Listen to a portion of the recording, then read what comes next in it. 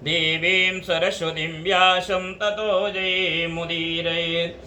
शान्ताकारं भुजगशयनं पद्मनाभं सुरेशं विश्वाधारं गगनसदृशं मेघवर्णं शुभांगं लक्ष्मीकान्तं कमलनयनं योगिभिर्ध्यानगम्यं वन्दे विष्णुं भवभयहरं सर्वलोकैकनाथं। श्रीगणेशाय नमः। अथ श्री सत्यनारायण व्रतकथायां प्रथमो अध्यायः। व्यास उवाच। एकदा नैमिषारण्येर्ष्यः शौनकादयः प्रवक्षरमुनयः सर्वे सूतं पौराणिकं खलु। श्री व्यास जी ने कहा, एक समय नैमिषारण्य तीर्थ में शौनक आदि सभी ऋषियों ने पुराण शास्त्र वेता श्री सूत जी महाराज जी से पूछा।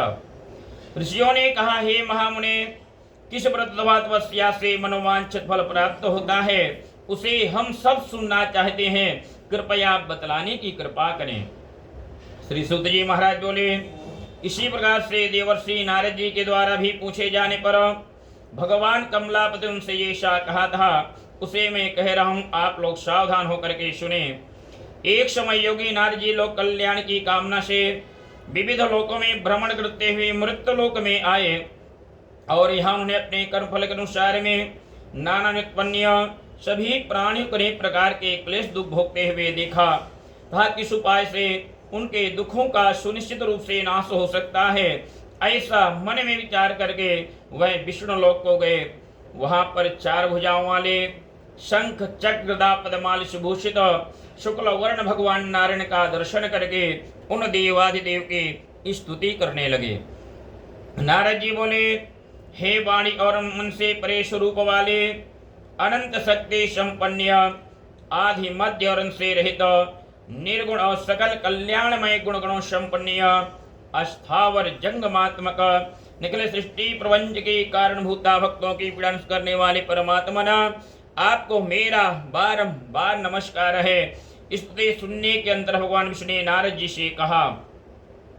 भगवान ने कहा, हे महाभाग, आप किस प्रयोजन से यहाँ पर आए हुए हैं? आपके मन में क्या है? कहिए, वह सब कुछ मैं आपको बतलाऊंगा। नारद जी बोले, हे भगवान, मृत्यु लोक में अपने पाप कर्मों के द्वारा विभिन्न योनित्पन्न सभी लोग बहुत प्रकार के क्लेशों से दुखी हो रहे हैं। हे नाथ, किस लघु उपाय से उनके कष्टों का निवारण हो सकेगा? यदि आपके मेरे ऊपर कृपा हो तो वह सब मैं सुनना चाहता हूँ, उसे आप बतलाइए।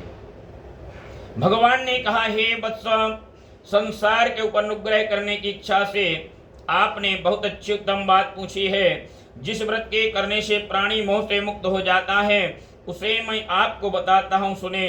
हे वत्स, स्वर्ग और मृत्यु लोक में दुर्लभ भगवान सत्यनारायण का एक महान पुण्यप्रद व्रत है। आपके स्नेह के कारण इस समय उसे कह रहा हूँ। अच्छी प्रकार विधि विधान से भगवान सत्यनारायण का व्रत करके मनुष्य शीघ्र ही सुख प्राप्त करके परलोक में मोक्ष को प्राप्त कर सकता है। भगवान कैसे वाणी सुन करके नारद मुनि ने कहा, किं फलं किं विधानं चाकृतं केनैव तद्व्रतं तत्सर्वं विस्तरात् ब्रूहि कदा कार्यामृत प्रभो। नारद जी बोले, हे प्रभो, इस व्रत को करने का क्या फल है? इसका क्या विधान है? इस व्रत को किसने किया और कब इसे करना चाहिए? यह सब कुछ विस्तार पूर्वक बतलाइए। भगवान ने कहा, यह सत्यनारायण का व्रत दुख शोक आदि का शमन करने वाला है, धन धान्य आदि की वृद्धि करने वाला है, सौभाग्य और संतान को देने वाला है, तथा सर्वत्र विजय प्रदान करने वाला है।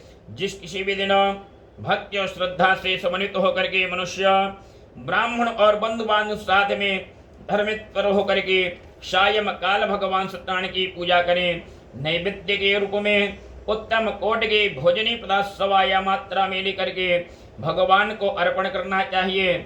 और केले का फल, घी, दूध, गेहूं का चूर्ण अथवा गेहूं के चूर्ण के भाव में साठी चावल का चूर्ण, शक्कर या गुड़, यह भक्ष्य सामग्री सभी सवाया मात्रा में लेकर के भगवान को निवेदित करनी चाहिए। और बंधु बांधव साथ में भगवान सत्यनारायण कथा को सुन करके ब्राह्मण को दक्षिणा देनी चाहिए। नंतर बंधु बानुसाद में ब्रह्म भोजन कराना चाहिए। भक्ति पुरुषार्थ ग्रहण करके नृत्य गीत का भी आयोजन करना चाहिए। निरंतर भगवान सत्यनारायण का श्रवण करते हुए अपने घर को जाना चाहिए। ऐसा करने से मनुष्यों के लिए स्वस्थ ही पूर्ण होती है। विशेष रूप से कलयुग में पृथ्वी लोक में यह सबसे छोटा सा उपाय है। जय श्री स्कंद पुराणे रीवा खंडे सत्यनारायण व्रतधाया प्रथमोध्याय सत्यनारायण भगवान की जय। चढ़ा दी भगवान नारायण जी के चरणों में।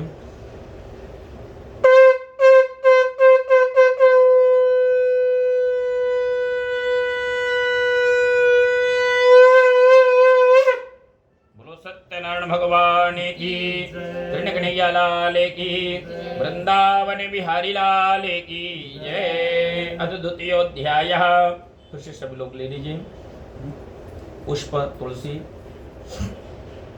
अद्वितीयोध्याय। सूत उवाच अथान्यस्तं प्रवक्षामृतं येन प्रद्विजाः कश्चित् काशीपुरे रम्ये हासीदिप्रोतिनिर्धनः क्षुत्राभ्यां व्याकुलो भूत्वा नित्यं बभ्राम भूतले दुःखितं ब्राह्मणं दृष्ट्वा भगवान् ब्राह्मण प्रियः। श्री सूत जी महाराज बोले, हे द्विजो, अब मैं पुनः पूर्व काल में जिसने सत्यनारायण भगवान के व्रत पूजन को किया था उसे भली भांति विस्तार पूर्वक कहूंगा। रमणीय काशी नामक नगर में कोई अत्यंत निर्धन ब्राह्मण रहता था। वह भूख और प्यास से व्याकुल होकर वह प्रतिदिन पृथ्वी पर व्रतता रहता था। ब्राह्मण प्रिय भगवान दुखी ब्राह्मण को देखकर वृद्ध ब्राह्मण का रूप धारण करके उस दृष्टि आदर पूर्वक पूछा, हे विप्र, प्रतिदिन अत्यंत दुखित होकर के तुम किस लिए पृथ्वी पर भ्रमण करते रहते हो? हे दुष्टिष्ट, यह सब बदलाव समय में सुनना चाहता हूँ। ब्राह्मण बोला, ब्राह्मण चरित्रोहम भिक्षार्थम वै भ्रमे मयि उपायम यदि जानासि कृपया कथय प्रभो। ब्राह्मण बोला, हे प्रभो, मैं अत्यंत दरिद्र ब्राह्मण हूँ और भिक्षा के लिए ही पृथ्वी पर घूमा करता हूँ। यदि मेरी दरिद्रता को दूर करने का कुछ भी उपाय जानते हो तो कृपा पूर्वक मुझसे आप बतलाइए। वृद्ध ब्राह्मण ने कहा, हे ब्राह्मण देवता, सत्यनारायण भगवान विष्णु विश्वफल को देने वाले हैं। हे विप्र, तुम उनका व्रत एवं पूजन करो, जिसके करने से मनुष्य सभी दुखों से मुक्त हो जाता है। और व्रत के विधान को भी ब्राह्मण से यत्न पूर्वक कहकर वृद्ध ब्राह्मण रूपधारी भगवान सत्यनारायण वहीं पर अंतर ध्यान हो गए।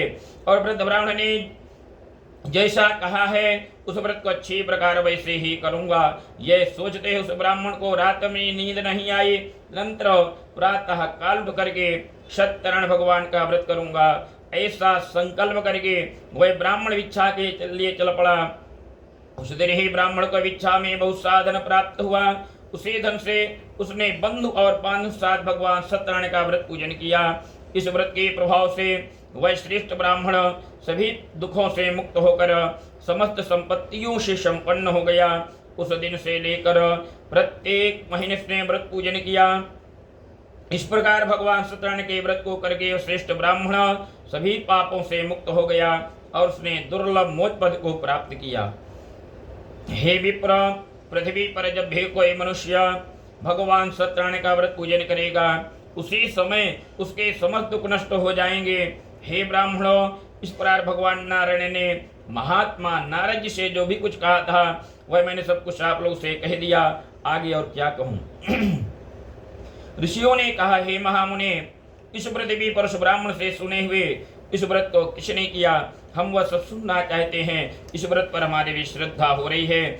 श्री सूत जी महाराज बोले, हे मुनियों, पृथ्वी पर जिसने सत्यनारायण भगवान का व्रत पूजन किया था उसे आप लोग सुने।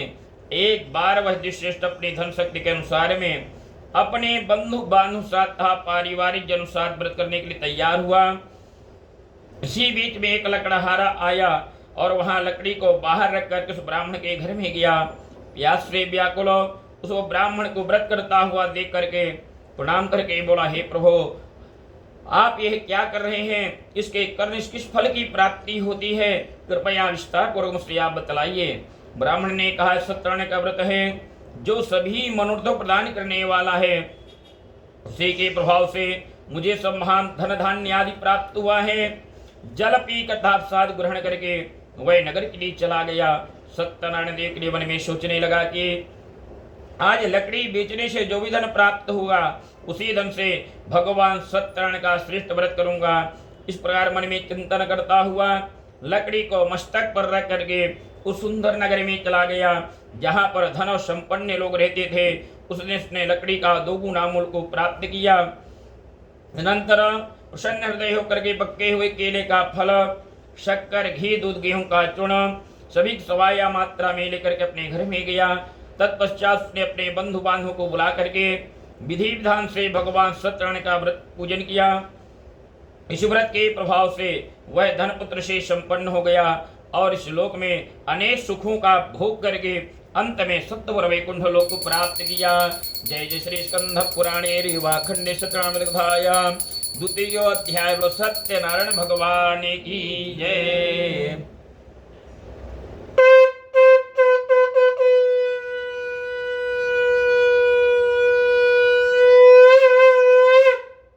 सत्यनारायण भगवान की जय।